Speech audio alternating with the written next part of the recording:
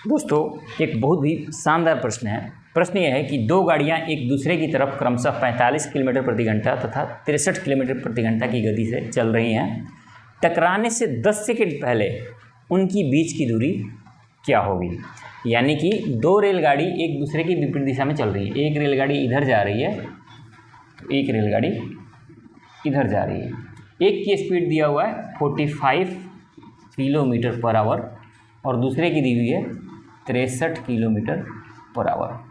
पूछा हुआ है कि टकराने से 10 सेकंड पहले इनकी बीच की दूरी क्या होगी। जब ये एक दूसरे को क्रॉस करने से 10 सेकंड पहले जब ये मिलेंगी, उससे 10 सेकंड पहले इनकी बीच की दूरी क्या रही होगी। तो 10 सेकंड पहले मान लेते हैं कि ये जो समय है, यहाँ ये ट्रेन यहाँ आ जाती है, ये ट्रेन यहाँ आ गई और ये डिस्टेंस 10 सेकंड में ये पूरा कर लेंगी। तभी तो आपको पता है कि 10 सेकंड में ये डिस्टेंस पूरा कर लेंगी तो उनकी बीच की दूरी क्या है। तो ये 10 सेकंड में जो डिस्टेंस ये पूरा कर लेंगी, ये वाला गैप, इसकी दूरी कितनी होगी ये आपको बतानी है।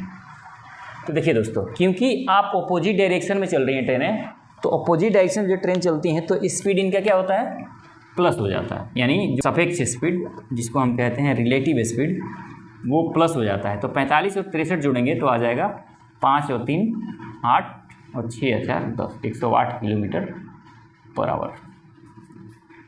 अब क्योंकि आपको 10 सेकंड बतानी है तो इसको मैं मीटर पर सेकंड में बदलूँगा। तो 108 किलोमीटर को मैं अगर मीटर पर सेकंड में बदलूँ तो क्या हो जाएगा, 5/18 से गुणा, तो 18 छके 78 से 106, 6 बचे 30 मीटर पर सेकंड आ गया ये।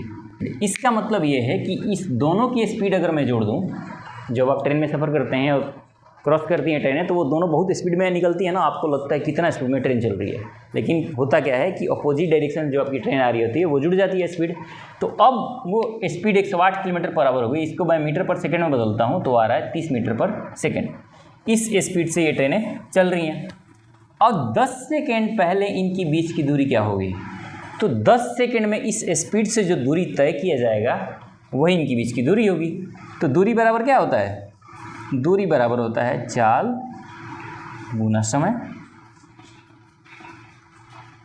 अब आपको पता है कि इनकी चाल क्या हो गई है 30 मीटर पर सेकेंड। तो 30 और गुना चाल हो गई है 10 इक्वल टू आ गया 300 मीटर पर सेकेंड। अब पूछा हुआ कि इनकी बीच की दूरी, क्योंकि आपको अगर किलोमीटर में बतानी है, सॉरी ये मीटर आया, सेकंड नहीं, क्योंकि चाल नहीं है, ये दूरी है, तो दूरी हमेशा मीटर में आएगा। तो अब अगर इसको मीटर में दिया हुआ है तो मीटर में लिख दीजिए, लेकिन यहाँ आंसर क्योंकि किलोमीटर में है तो आपको 1000 से इसको भाग कर देना है। तो 1000 से भाग करोगे तो क्या आ जाएगा 0.3 किलोमीटर। यही हो गया आपका आंसर, ये किलोमीटर है, ध्यान रखना। क्लियर हो गया। तो इस तरह से आपको समझना बस इतना है कि मिलने से 10 सेकंड पहले का मतलब है कि वो दोनों की जो स्पीड है, रिलेटिव स्पीड, उस 10 सेकंड में उस स्पीड से कितना दूरी तय किया जाएगा वही उसका डिस्टेंस होगा जो 10 सेकंड पहले ये 10 सेकंड में पूरा कर लेंगी। क्लियर हो गया। मिलते हैं अगले वीडियो में एक नए टॉपिक के साथ। बहुत बहुत धन्यवाद। नमस्कार।